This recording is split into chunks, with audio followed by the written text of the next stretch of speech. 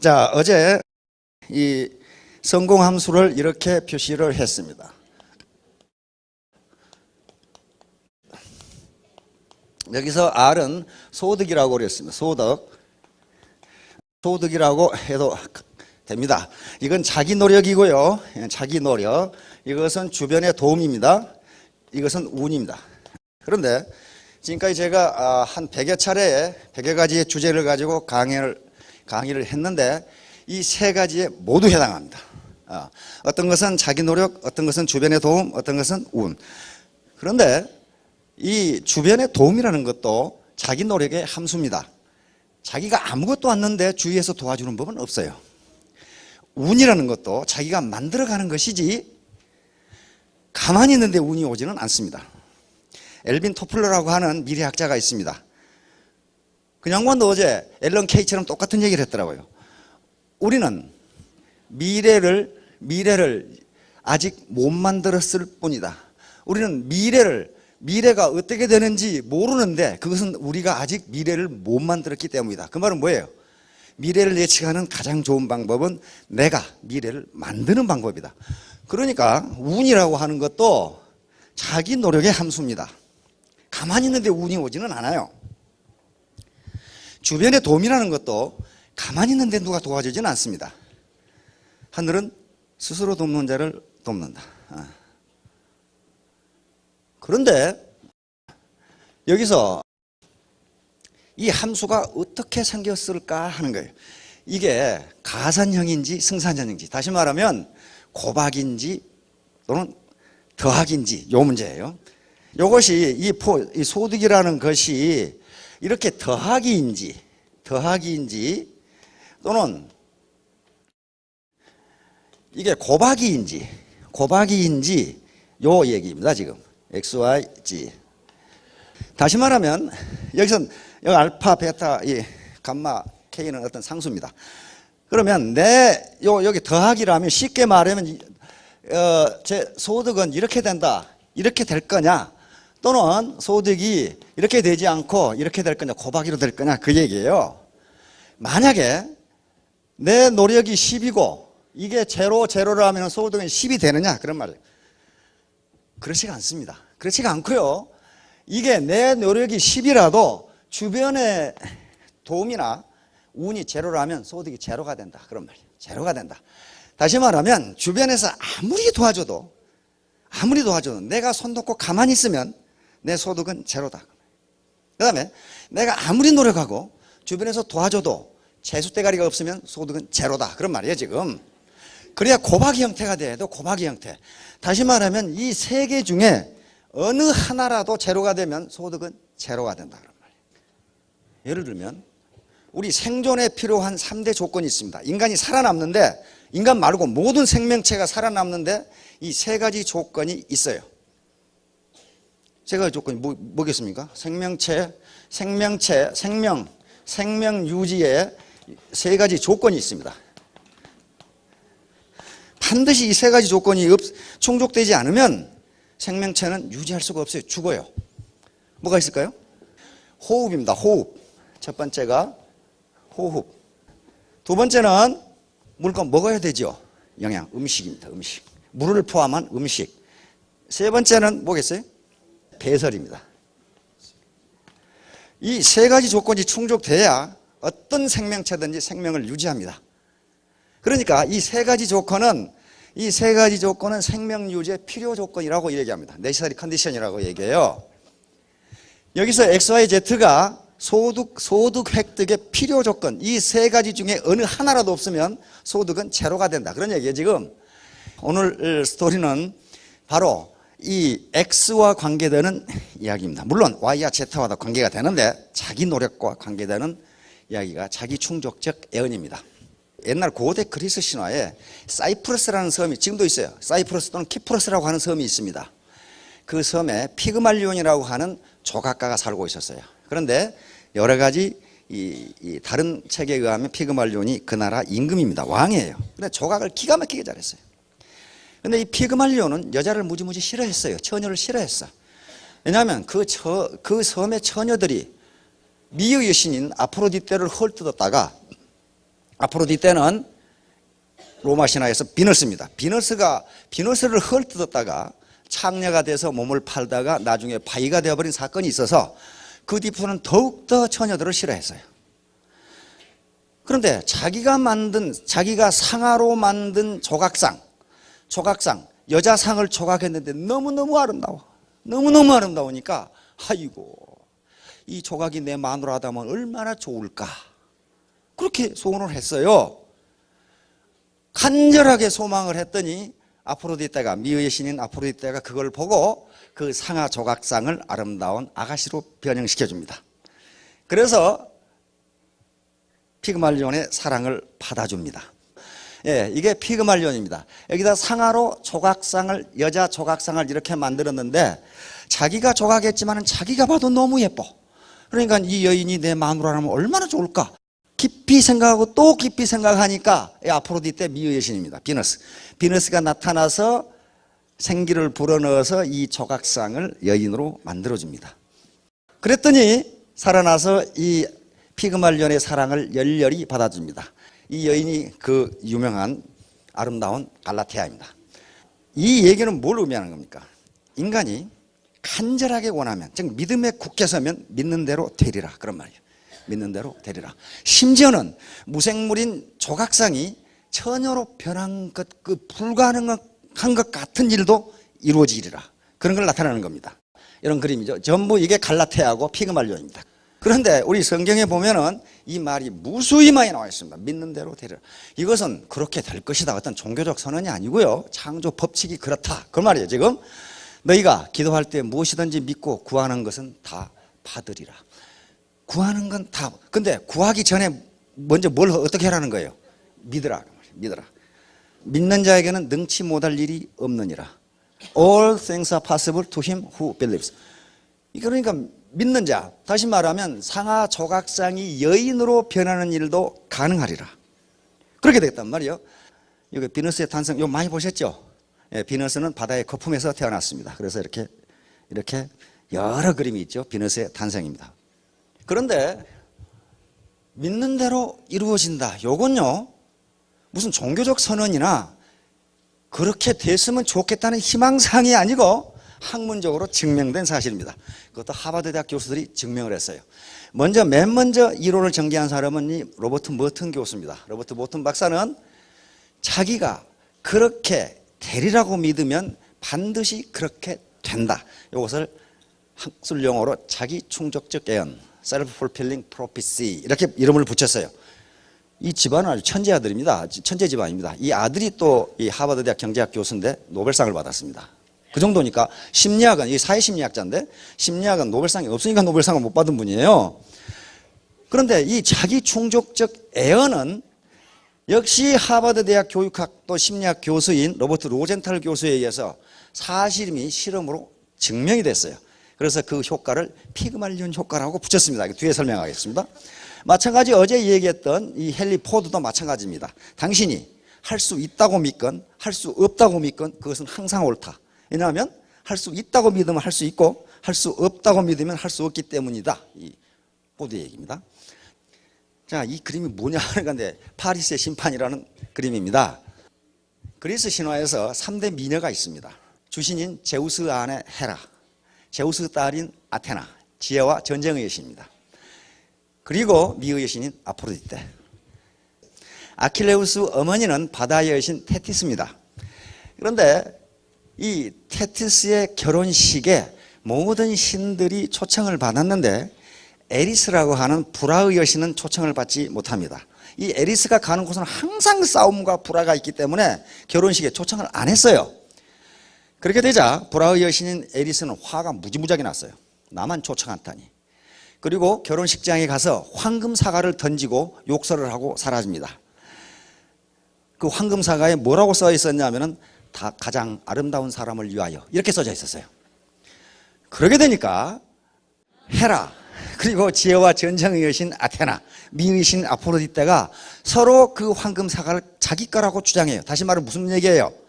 새 여인이 자기가 세상에서 가장 예쁘다고 생각하는 겁니다. 새 여인이 다투자 새 여인은 그러면 올림푸스의 주신인 제우스에게 누가 제일 예쁜지 판정을 내려달라고 하자. 딱 이렇게 됐단 말이에요. 제우스에 가서 이 황금사과의 주인이 누굽니까?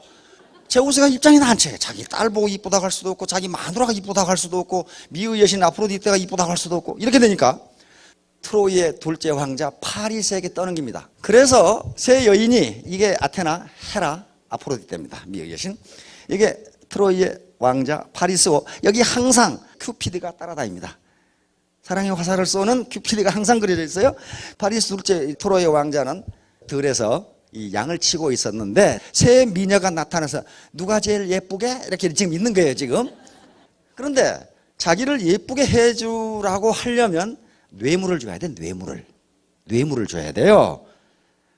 그래서 제우스의 첫째 부인인 헤라는 네가 나를 제일 예쁘다고 해주면 지상에서 가장 강대한 국가에 가장 강한 권력을 가진 권력자가 되게 해줄게 이렇게 했단 말이에요. 지혜의 여신인 아테나는 네가 나를 제일 예쁘다고 해주면 끝이지 않은 지혜를 줄게. 그 다음에 미의 여신 아프로디테 비너스는 네가 나를 제일 예쁘다고 해주면 지구에서 이 지상에서 가장 예쁜 여인을 마누라로 줄게 이랬단 말이에요. 그래서 파리스는 여기 아프로디테입니다. 아프로디테에게 당신이 제일 예쁜데 하고 사과를 줍니다. 이것이 이제 문제가 되는 트로이 전쟁의 원인이 됩니다. 트로이 전쟁에 이게 지금 아테나 여신은 지혜의 여신이자 전쟁의 여신이에요. 그러니까 전쟁은요 지혜 없이는 되질 않습니다. 그래서 그리스인들은 전쟁은 반드시 지혜가 필요하다고 봐서 지혜와 전쟁의 여신이에요. 그래서 여기 아테나는 항상 투구를 쓰고 있습니다. 투구를 쓰고 있고 창을 들고 있어요. 우리 지금 그 군함 중에서 아주 강력한 세계에서 가장 강력한 군함이 이지스함이라는 군함이 있어요. 이지스는 아테나 여신의 방패입니다. 제우스가 자기 딸에게 준 방패예요. 그게 이지스예요. 자, 이게 아테나 여신입니다. 기가 막히게 생겼죠. 기가 막히게 생겼는데 권력보다는 마누라를 준다는 아테나를 아프로디테를 더 이쁘다고 사과를 준 거예요 지금. 아테나는 그러면 자기가 사과를 받았으니까 지상에서 가장 아름다운 여인을 마누라로 줘야 될 거 아니에요. 근데 그때 지상에서 가장 아름다운 여인이 스파르타의 왕비였어요. 그게 헬레나입니다. 헬레네. 아프로디테가 이 여인을 지금 왕비인데 자기 남편이 왕인데 요 여인을 뺏어다가 파리스에게 줍니다. 이게 파리스고 이게 아프로디테 여신의 아들인 아이네아스라는 아들입니다. 둘이 스파르타 궁에 가서 헬레네를 납치해서 가는 과정입니다. 자, 이렇게 되니까 아프로디테가 이 헬레네한테 이 파리스하고 사랑에 빠지라고 지금 권장하는 장면이고, 아니 왕비를 뺏긴 스파르타의 왕은 화가 얼마나 났겠어요. 자기 왕비를 뺏어가 버렸어. 밤에 오버가 버렸어. 그래서 자기 형인 그리스 이 미케네의 왕인 아가멤논과 함께 그리스 연합군을 이끌고 트로이성을 공격하는 게 트로이 전쟁이에요. 트로이 전쟁. 그러니까 이제 아프로디테 여신은 이 미의 여신은 트로이 편을 들고, 그다음에 사과를 못 받은 아테나하고 헤라는 그리스 편이 되어서 서로 싸우는 겁니다. 근데 10년간 전쟁을 해도 끝이 나지 않았죠. 그런데 오디세우스가 목마를 만들어서 트로이성에 진입시킴으로써 트로이성이 함락됩니다.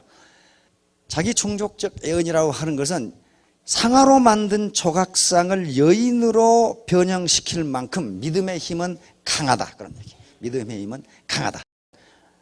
로버트 머튼 교수가 이야기한 자기 충족적 예언이 현장 실험에서 증명이 돼야 그건 이론으로서 가치가 있어요. 그런데 샌프란시스코의 한 국민학교, 초등학교의 교장 선생님인 레노 제이콥슨이라는 여자 교장 선생님이 계셨는데, 이분이 심리학 석사학위를 받으면서 자기 학교에서 일어난 현상을 봤더니 로버트 모튼 교수가 얘기한 자기 충족적 예언이 현실적으로 실현이 되는 것 같다는 보고를 하버드 대학의 로버트 로젠탈 교수에게 합니다. 심리학 교수에게. 그래서 이것이 과연 로버트 머튼 교수의 자기 충족적 이론이 맞는지 현장에서 실험을 해보자고 제안을 한 거예요. 그래서 로버트 로젠탈 교수가 오케이 해가지고 두 분이 샌프란시스코의 한 국민학교에서 초등학교에서 실험을 시작합니다. 실험의 대상이 된 학생은 초등학교 1학년부터 6학년까지 650명을 대상으로 실험을 했어요. 어떻게 실험을 했냐면, 그러니까 이 학생들이 실험을 한다는 사실은 두 사람밖에 몰라요. 학생들이나 선생님도 모릅니다. 지금 실험하고 있다는 사실을. 어떤 실험을 했냐면은 지능 검사를 실시를 했어요. 그래서 지능검사의 목적을 선생님들한테 뭐라고 얘기했냐면은 앞으로, 지금이 문제가 아니고 앞으로 IQ가 무지무지게 올라가고 영재가 될 학생을 선발하기 위해서 지금 IQ 테스트를 한다, 이렇게 했어요. 그래서 실험을 테스트를 했습니다. 무작위로 20%를 뽑았어요. 뽑아가지고 선생님들한테 이 학생들이 앞으로 영재가 될 학생들이다, 이렇게 보냈어요. 그래가지고 8개월 뒤에 다시 IQ 테스트를 했어요. 두 학자는 깜짝 놀랐습니다. 자기들이 아무렇게나 골라서 이 20% 학생이 앞으로 영재가 될 것이라고 했는데 그놈들의 성적이 아주 폭발적으로 늘어버렸어요. 그런데 학년이 낮을수록, 그리고 가정 환경이 불우할수록 성적이 폭발적으로 정말 영재가 되어버렸어요. 그래서 이게 웬일인가 봤더니 교사의 학생에 대한 기대가 그대로 실현되는 거예요. 두 학자는 그래서 이 현상을 피그말리온 효과라고 이름을 학술 용어를 붙였습니다. 그런데 왜 학년이 낮을수록 성적이 크게 올라갔는가? 그것은 학년이 아직 나이가 어린 시기에는 자기에 대한 고정관념이 없는 시기예요. 나는 바보다, 나는 똑똑하다, 나는 뭘 잘한다, 못한다, 그런 개념이 없으니까 갑자기 선생님이 자기에 대한 관심을 보이니까 성적이 폭발적으로 올라갔어요. 가정이 불우한 학생들이 그렇게 된 것은 지금까지 가정이 불우해가지고 한 번도 누구에게 칭찬을 받아본 일이 없는데 선생님이 갑자기 관심을 보여.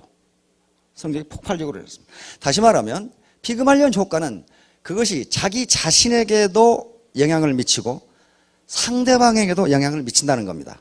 우리말에 말이 씨가 된다는 얘기가 있어요. 그처럼 자기 자녀나 그래서 선생님이나 부모의 역할이 중요하다는 게 말 한마디가 그 학생의 어린이의 평생을 결정해 버릴 수가 있다는 겁니다. 그게 피그말리온 효과예요. 많은 학자들이 과연 로버트 머튼 교수의 이론이 맞느냐, 또 그 다음에 로젠탈 교수의 피그말리온 효과가 맞느냐는 걸 계속 실험합니다. 영국에서 일어났던 일인데 영국에서 학년 초에 시험을 봐가지고 열등반과 우수반을 갈랐어요. 열등반은 조금 더 쉽게 하고 우수반은 좀 공부를 많이 시키려고 그렇게 했죠. 근데 5개월 뒤에 이상한 현상을 발견했어요. 뭐냐면은 그걸 행정차고 입력을 한 사람이 잘못 알고 우수반을 열등반이라고 기록해놓고 열등반을 우수반이라고 기록해놨어요. 그 바뀌어버린 거예요. 바뀌어버렸어. 그래서 깜짝 놀라가지고 5개월 뒤에 다시 아무도 모르게 시험을 또 쳤어요. 시험을 쳤더니 어떤 현상이 빚어졌느냐? 똑같은 현상이 나타났습니다. 학년 초에 열등반이 우수반이 돼 있더라는 거예요. 우수반이 열등반이 돼 있더라는 거예요. 다시 말하면 교사가 기대한 대로 이루어진다. 이런 실험은 무수히 이루어졌습니다. 그런데 전부 피그말리온 효과는 맞다. 자기 충족적 예언은 맞다. 믿는 대로 이루어진다. 이 결론을 나오게 됩니다. 따뜻한 곳에서 얼어 죽는다. 이것도 피그말리온 효과입니다. 우리 텔레비전 코미디 프로에 이게 나왔어요. 1년에 대학생들이 냉동창고에서 아르바이트를 하는데 대학생들이 냉동창고에서 물건이 남아있나 하고 들어갔는데 그 회사 인부가 사람이 아무도 없는 줄 알고 밖에서 문을 잠가버렸어. 그러고 어떡하겠어요? 대여섯 명이 이제 얼어 죽게 생겼잖아요. 그래가지고 막 열을 내기 위해서 뛰고 말이지. 남학생은 처음에는 기사도를 발휘해서 점퍼를 벗어서 여학생에 덮어주고, 그런데 전부 다 이제 얼어 죽게 생겼단 말이에요. 근데 그 이튿날 아침이 되니까 인부들이 냉동창고의 문을 두루루 열고 들어왔어요.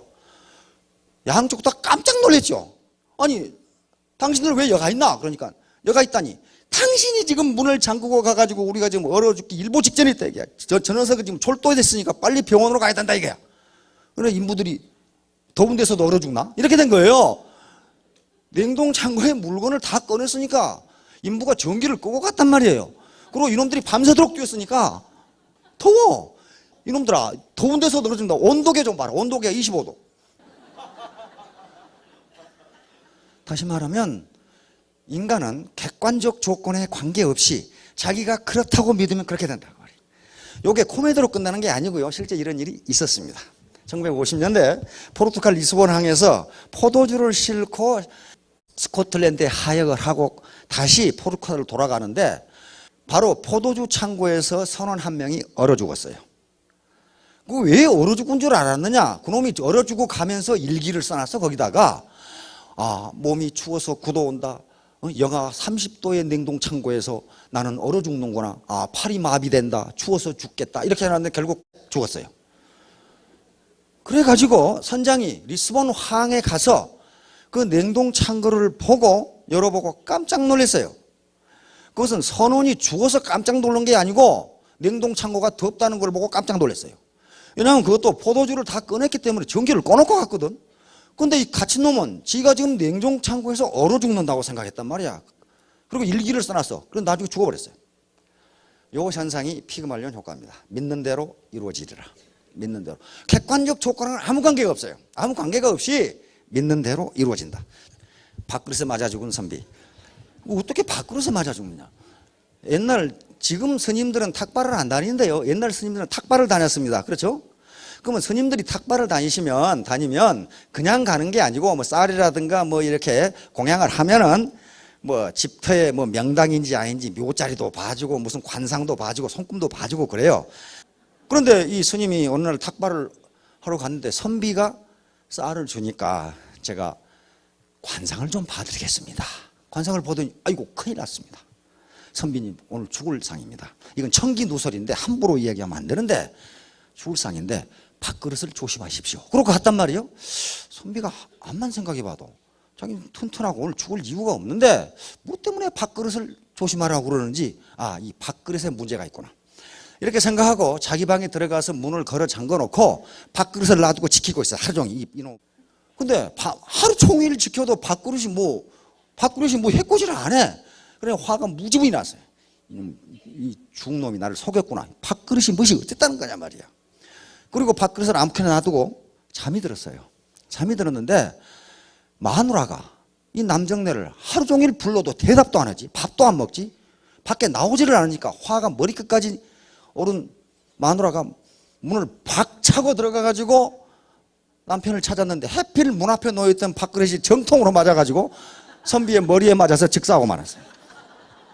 밥그릇에 맞아 죽은 거예요. 얼마 뒤에 스님이 와서 그 얘기를 듣고 나는 너무 잘 맞춰 이렇게 했단 말이에요. 그런데 그게 잘 맞춘 게 아니고 밥그릇을 조심하라고 하니까 밥그릇을 가지고 하루 종일 일단 맞아 죽은 거예요. 말이 씨가 된다 그 말이에요. 스님이 밥그릇을 조심하라고 하지 않았으면 왜 뭐 때문에 밥그릇을 가지고 하루 종일 거기서 있겠냐 그 말이에요. 그러니까 인간이 어떤 집념을 가지면 그대로 된다. 선입견과 자기 충족적. 특히 이것은 리더들에게 특히 중요합니다. 나는 리더가 아닌데 그렇지가 않습니다. 여기가 석세스 아카데미예요. 아카데미는 사관학교를 아카데미라고 그럽니다. 육군사관학교를 밀리터리 아카데미, 해군사관학교를 네이비 아카데미, 공군사관학교를 에어포스 아카데미 그런단 말이에요. 그러니까 여기에 성공사관학교니까 사관학교에서는 쫄병을 양성하지 않습니다. 장교를 양성해요. 장교는 근본적으로 리더입니다. 나를 따르라 하는 리더예요. 그럼 여기 오신 분들은 장차 리더가 됩니다. 또 현재 리더이신 분도 있고 적어도 셀프 리더가 돼야 돼. 셀프 리더. 셀프 리더는 자기가 자기를 통제할 수 있는 사람이 셀프 리더예요. 누구에게 질질 끌려가는 것은 뭡니까? 그건 포로예요. 포로. 질질 끌어가는 거. 그러나 자기가 자기를 통제하는 리더는 그것이 프로입니다. 그렇죠? 프로하고 포로는 점 하나 차이지만 엄청 차이가 난단 말이에요. 그러니까 리더는 반드시 선입관을 가지면 안 돼요. 왜냐하면 선입관대로 되리라 그런 말이에요. 어떤 리더가 두 사람이 들어왔어요. 근데 한 사람은 보고 이 사람은 굉장히 정직하고 유능할 것 같은데 근데 이 사람은 좀 사람이 음흉해. 좀 가까이 할 사람이 아니야. 이렇게 생각해가지고 그러면 자기가 선입관을 가지고 유능하고 정직하고 또 성격이 좋다고 생각하는 사람한테는 자기도 그렇게 대해요. 그렇죠? 아주 서글설하게 대하고 근데 이놈은 음흉하고 좀 불량한 것 같아. 그러면 접촉을 안 해. 그러면 이 사람도 리더를 그렇게 대해요. 저 사람이 왜 나를 피하지? 다시 말하면 리더가 선입견을 가진 대로 그 사람은 행동한다 그 말이에요. 리더는 절대로 선입견을 가지면 안 됩니다. 자, 플라시보 효과는 잘 아실 겁니다. 유약 효과라 그러죠. 아무것도 아닌 밀가루 반죽 같은 약하고 진짜 약을 줘가지고 밀가루 반죽 같은 약인데 닥터는 뭘 가지고 있습니까? 권위를 가지고 있습니다. 권위를 가진 사람이 이 약을 먹으면 나으실 겁니다. 그러면 실제로 낫는다는 거예요. 어떤 신약이 개발됐을 때 의학당국에서는 반드시 이 플라시보 효과를 시험하죠. A그룹은 진짜 약을 주고 B그룹은 몸에 무해한 밀가루 반죽이나 쌀가루로 환을 지어서 먹여서 여기서 유의할 만한 차이가 나오지 않으면 이건 신약이라고 인정을 하지 않습니다. 통계학적으로 유의할 만한 차이가 나와야 이건 신약이다 이렇게 한단 말이에요. 플라시보 효과는 우리 일상생활에서 저도 많이 경험을 했어요. 예를 들면 어렸을 때 배가 아프면 할머니 손은 약손 그러면서 이렇게 해주면 나아요. 물론 할머니 손에서 원적외선이 나와서 나은지도 모르겠지만 그러나 애에게 주는 할머니의 권위, 이것은 신념으로 나을 것이다라는 신념을 줬을 겁니다. 이 플라시보 효과는 군대에서 가장 많이 활용을 했습니다. 제가 70년대 군대 생활을 할 때에도 그때도 약 굉장히 빈약했어요. 그러면 머리 아픈 놈, 배 아픈 놈, 어디 아픈 놈 죄다 소화제만 줘. 근데 이거 먹으면 나서. 근데 나서요 그게. 그건 나서요. 있는 게 소화제하고 아까전기하고 파스밖에 없으니까 그건 나서요. 그런데 우리만 그렇게 한 것이 아니라 2차 대전 때 가장 많이 활용한 방법이 플라시보 효과라고 합니다. 의사들이 유럽 전선에서 연합군들이 싸우는데 적에게 포위되어 있고 또 기상이 나쁘고 하면 의학이 부족한 거예요. 그런데 병사들은 계속 전투로 다쳐간단 말이에요. 다치고 병들고. 그때 의사들이 사용한 방법이 플라시보 효과입니다. 밀가루를 환지어 가지고 이거 특효약이다. 최근에 개발된 특효약이다. 이걸 먹으면 낫는다. 실제로 낫는다는 거예요. 자료를 보니까 미국 의사들의 병의 치료 효과는 30%가 플라시보 효과이다. 이렇게 돼 있어요. 의사들이 결론을 내고 30%가 플라시보 효과이다. 그러니까 이 반대가 노세보 효과입니다. 이제. 나쁘다고 생각하면 나쁘다 그 말이에요. 이것도 일종의 피그말린 효과입니다. 아주 좋은 약인데 먹는 사람이 이 약이 들을까? 이 약 먹고 혹시 또 부작용 안 나나? 그러면 반드시 그렇게 된다는 거예요. 반드시 그래. 이게 노세보 효과입니다. 그런데 학자들의 연구에 의하면 플라시보 효과보다 노세보 효과가 훨씬 크답니다. 내가 잘 못 될 것이라고 생각하는 효과가 훨씬 더 빠르게 나타난다는 거예요. 강하게 나타난다는 겁니다. 내가 잘 될 것이라고 생각하는 것보다 내가 못 될 것이라고 생각하는 것, 또는 이 음식이 좋다고 생각하는 것보다 나쁘다고 생각하는 것이 몸에 미치는 영향이 더 크다는 거예요. 그러니까 반드시 부정적인 생각을 해서는 안 된다. 이게 애티튜드입니다. 태도, 자세. 바로 폴 마이어가 attitude is everything이라고 얘기한 게 이런 문제예요. 내가 긍정적 생각, 내가 할 수 있다고 생각하면 된다. 이건 학문적으로 전부 증명된 사실이란 말이에요. 이게 원효대사인데, 이 원효대사 얘기는 잘 아실 거예요. 당나라에 유학 가다가 어느 날 비가 오고 컴컴해서 동굴에 들어가 잠을 잤는데 밤중에 목이 말라서 물을 시원하게 마셨는데 아침에 보니까 그게 뭐였어요? 해골바가지였단 말이에요. 해골바가지. 삼국유사에 나와 있는 얘기입니다. 삼국유사. 이련 스님이 쓴 삼국유사에 나와 있는 얘기예요. 그래서 으악 하고 토했단 말이에요. 토하면서 원효대사는 어떻게 됐습니까? 큰 걸 깨달았어요. 일체유심조. 세상 만사는 마음먹기에 달려있다. 내가 당나라 가서 공부해 본들 무엇하리 하고 돌아왔어요. 다시 말하면 그 해골바가지 물이 화학적으로 성분이 좋지 않았다면 먹는 즉시 토했거나 배가 아팠을 거예요. 그런데 밤에 먹을 때는 아주 시원하고 맛이 있었는데 그 해골바가지를 보는 순간 토했다는 것은 세상 만사는 마음먹기에 달려있다. 그게 일체유심조예요. 그래서 그 자리에서 오는 사찰이 지금 평택시에 있는 수도사입니다. 그런데 삼국유사에 보면 이 이야기와 함께 원효대사의 시가 나와 있어요. 기가 막힌 시가 나와 있는데 뭐라고 나와 있냐 하면 한번 생각해 보세요. 답은 말씀드리지 않겠습니다. 그러나 아시는 분은 아실 거예요. 원효대사가 뭐라고 시를 풀면서 여기 돌아다니냐 하면은 누가 나에게 자루 없는 도끼를 주면 하늘을 바칠 기둥을 찍으리라. 신라 서랍을 사람들이 아무도 그 시를 이해를 못해. 누가 나에게 자루 없는 도끼를 주면 하늘을 바칠 기둥을 세우리라. 누가 그 시의 내용을 알았냐 하면 태종 무열왕이 알았습니다. 삼국유사에 있는 얘기. 태종 무열왕, 우리 대사께서 귀부인을 마누라로 받아서 아들을 낳고 싶구나. 그렇게 생각했어요. 그래서 신하에게 명령을 해서 자기 둘째 딸인 요석공주가 지금 과부가 되어 있었는데 저 원효대사를 요석공주에게 안내해 주라. 원효대사는 물에 풍덩 빠져가지고 이제 수작을 부린 거죠. 옷이 젖은 채로 요석궁에 들어가서 옷을 말리러 왔노라고 하룻밤을 지내고 거기서 나온 게 설총이라는 선비입니다. 원효대사의 세속의 성은 설이고 이름은 사입니다. 설사예요. 설사. 생각사자 사자입니다. 설총할 때 설씨고.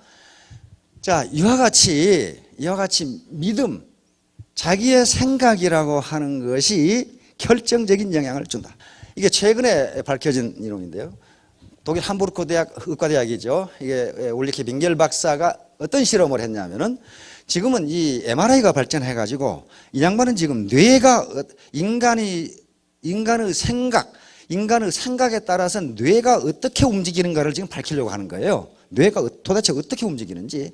그래서 MRI 장치에 집어넣고 젊은 사람 22명을 골라가지고 발에다가 요 촛불을 이렇게 대가지고 발을 뜨겁게 해서 통증을 가하는 실험입니다. 그런데 통증을 가하는 실험인데 그와 실험을 시작하면서 거기다가 이 마약, 모르핀에 해당하는 진통제를 집어넣었어요. 그래서 이 촛불로 뜨겁게 하기 시작하니까 이 통증의 정조도 1부터 100까지 있답니다.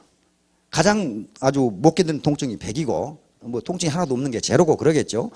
그런데 통증을 가하기 시작하니까 통증이 70까지 올라가더랍니다. 아이고 너무 뜨거워 아이고 아파. 그런데 그 순간 진통제를 넣겠습니다. 그러니까 통증이 갑자기 뚝 떨어져. 안 아픈데요? 35밖에 안 돼. 통증이. 다시 말하면 처음부터 진통제가 들어가고 있었는데 진통제가 들어간다는 얘기를 안 했을 때는 아파 죽겠다 하던 놈이 진통제가 들어간다고 하니까 안 아프다고 한다 그 말이야 지금. 한참 그렇게 하다가 그러면 이제부터 진통제를 끊겠습니다 하고 하니까 갑자기 또 아파 죽겠다고 야단이단 말이야. 근데 진통제는 계속 들어가고 있었단 말이야. 그러니까 다시 말하면 마약 계통의 진통제가 들어가고 있는데도 진통제가 들어간다는 걸 모를 때는 아프다 그러고 진통제가 안 들어간다고 생각했을 때 실제로는 들어가는데 진통제가 들어간다는 사실을 알면 안 아프다고 그러더라고요. 울리케 빙겔 박사는 그걸 실험하는 것이 아니고 이때 뇌가 어떻게 움직이는가를 지금 실험하는 거예요. 그런데 외부에서 실제로 진통제가 들어간 것과는 아무 관계가 없이 안 아프다고 이 실험자가 생각할 때에는 뇌에서 통증을 전달하지 않도록 하더라는 거예요. 아프다고 할 때는 진통제에 들어간 건 관계없이 그 통증을 차단하는 뇌의 움직임이 없어지더라는 거예요. 다시 말하면 아프고 안 아프고 하는 것도 외부적 객관적 조건에 의해서 결정되는 것이 아니고 내가 어떻게 생각하느냐에 따라서 결정된다. 이것이 이제 미국 의학지에 실렸는데 빙겔 박사는 뭐라고 결론을 내렸냐 하면은 환자의 약물치료 효과는 환자가 어떻게 생각하느냐에 따라서 결과가 크게 달라진다. 이렇게 결론을 내렸어요. 내가 이 약을 먹으면 나을 것이라고 생각하면 낫는다는 거예요. 그러나 이 약이 효과가 있을까 하는 사람은 안 낫는다는 겁니다. 그러니까 누구를 믿어야 됩니까? 닥터의 말을 믿어야 되고 닥터는 권위를 가지고 친절하게 얘기를 해줘야 된다는 거예요. 그러니까 불친절한 의사에게는 사람들이 안 가는 게 가봤자 효과가 없어요. 의사 말 한마디가 아프게도 하고 안 아프게도 한단 말이에요. 그러니까 여기 계시는 리더분들의 말 한마디가 스폰서들, 파트너들의 모티베이션을 시키느냐, 모티베이션을 억누르냐에 관계가 있다는 겁니다. 꿈은 비전입니다. 비전이고 목표예요. 이걸 분명히 가지고 나는 이것을 달성할 수 있다고 믿음에 굳게 서서 나아가면 이루어진다는 거예요. 이건 무슨 종교적 선언이 아니고 이미 하버드 대학 같은 아주 세계 최고 대학에서 학자들이 그렇게 된다는 걸 증명을 했고 지금도 이 실험은 계속되고 있어요. 계속되는데 모두 맞다 이렇게 나옵니다. 자기 충족적 애원과 피그말리온 효과는 맞다. 그러니까 짐 캐리 아시죠? 그런데 짐 캐리가 그렇게 처음부터 유명한 코미디 배우가 아닙니다. 캐나다 출신인데요. 너무너무 가난해가지고 미국 이 허리우드에 와가지고 집이 없고 먹을 게 없어가지고 폐차장에서 잠을 자면서 하루에 맥도날드 햄버거 하나 가지고 때웠다고 합니다. 그렇게 가난했어요. 그런데 짐 캐리는 항상 자기 지갑에 1,000만 불짜리 수표를 가지고 다녔어요. 1,000만 불이면 우리 돈 120억입니다. 수표를 가지고 다녔어요. 아니 120억 수표를 가진 놈이 뭐가 가난해? 왜 폐차장에 자? 그 수표는 지가 만든 것이니까. 지가 만들어가지고 지갑에다 담고 다녔어요. 그런데 실제로 자 보세요. 에이스 벤츄라가 성공하고 마스크가 성공하면서 개런티 1,000만 불을 받았습니다. 그리고 또 케이블 가이에서 2,000만 불을 받았어요. 240억을 받았죠. 출연료. 그러면 이 지갑에 지니고 다닌 요 부적이 1,000만 불짜리 수표가 그렇게 만들어졌냐? 그게 아니에요. 짐 캐리는 나는 언젠가는 반드시 1,000만 불 받는 배우가 되겠다. 이 결심을 잊지 않기 위해서 그렇게 한 거예요. 내 믿음을 나는 반드시 1,000,000불짜리 개런티를 받는, 단 한 편에 1,000,000불을 받는 배우가 되겠다. 그 결심을 잊지 않기 위해서 여기다 지가 수표 1,000,000불짜리 만들어가지고 넣고 다니는 거예요. 그게 믿는 대로 되리라. 난 반드시 이렇게 되겠다. 반드시 이렇게 되겠다.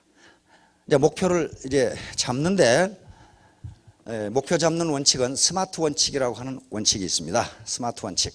이것은 지금 유수의 기업에서 아마 이걸 해보신 간부들도 계실 거고, 관공서에서도 또는 이런 방법으로 목표를 잡습니다. 목표는 어떤 꿈은 말이죠. 이 스마트 원칙에 의해서 목표를 잡지 않으면 그건 꿈이나 비전이나 목표가 아니고 그건 공상이에요. 공상. 공상은 절대로 이루어지지 않습니다. S는 스페시픽입니다. 목표는 구체적으로 정해야 돼요. 구체적으로 나는 1,000,000댁이 되겠다. 이렇게 돼야지. 나는 돈을 많이 벌겠다. 이건 구체적인 목표가 아니에요. 나는 훌륭한 사람이 되겠다. 그게 뭐가 훌륭한 사람이에요? 나는 영어를 잘하겠다.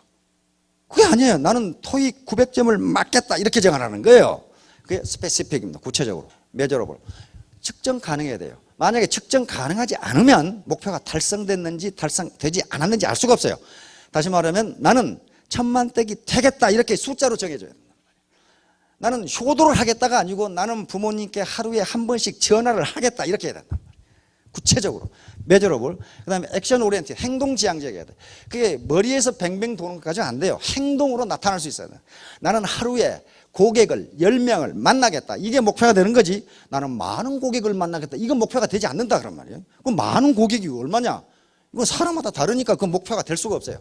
리얼리스틱. 현실성이 있어야 돼. 현실성. 너무 목표를 크게 잡아도 안 되고 낮게 잡아도 안 돼요. 너무 크게 잡으면 해봐야 안 되니까 안 하고, 낮게 잡으면 열심히 노력 안 해도 되니까 안 해요. 그래서 제겔치 같은 지휘의 회장은 그걸 스트레치 목표라고 그랬는데, 자기가 힘껏 노력했을 때 달성할 수 있는 목표의 130% 정도를 잡으라 그렇게 했어요. 그러면 더 열심히 노력하면 130%가 달성된다. 현실성이 있어야 돼. 너무 높게 잡지도 말고 너무 낮게 잡지도 말라. 타임 바운드에다. 반드시 목표는 시간 제한이 있어야 돼. 시간 제한. 언제까지 그렇게 하겠다. 언제까지. 파킨슨의 법칙이라고 하는 법칙이 있는데, 영국의 이 통계학자이고 이 재정학자입니다. 이 양반 말 중에 모든 일은 주어진 시간만큼 진행된다. 이 양반은 학자니까 통계적으로 내보니까 그렇더라 이거야. 예를 들면 내가 3년 내에 1,000,000댁이 되겠다 하면 그렇게 된다는 거예요. 그러나 나는 5년 내에 1,000,000댁이 되겠다 하면 5년 만에 그렇게 된다는 거예요. 모든 일은 정해진 시간만큼 계속된다. 여러분, 믿는 대로 되리라. 우리 사원에 있는 믿음의 국회 서서는 무슨 종교적 선언이나 그렇게 됐으면 좋겠다고 하는 희망 선언이 아닙니다. 이미 세계 최고 대학인 하버드 대학 교수들에 의해서 그건 사실임이 증명됐어요. 로버트 모튼 교수에 의한 자기 충족적 예언, 그리고 로버트 로젠탈 교수에 의한 피그말리언 효과, 그리고 그 뒤로 계속 수많은 학자들이 이건 맞다, 이 이론은 맞다, 이렇게 된 거예요. 자, 지금까지 자기의 삶이 탱자였다면 나는 탱자가 아니고 귤이라는 사실, 오렌지라는 사실을 분명히 아시고, 이 탱자 같은 삶을 어떻게 오렌지로 바꿀 것인지 스마트 원칙에 따라서 목표를 세워서 추진하시면 반드시 3년 내에 1,000댁, 1,000남이 될 겁니다. 예, 여러분 모두 성공하시기 바랍니다. 감사합니다.